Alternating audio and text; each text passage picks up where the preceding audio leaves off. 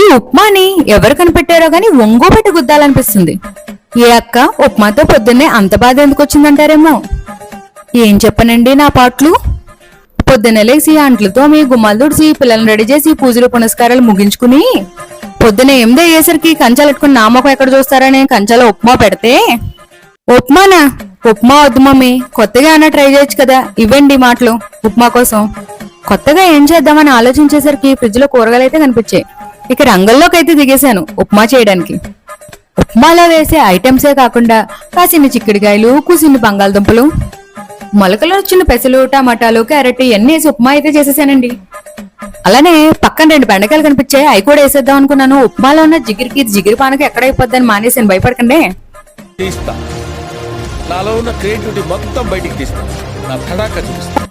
ఈ ఉప్మాని ఆహా ఓహో అంటూ లొట్టలేసుకుని మరీ తిన్నారు. ఉప్మాను ఉప్మాలా చేస్తే నచ్చుతుందా మరి మీకు?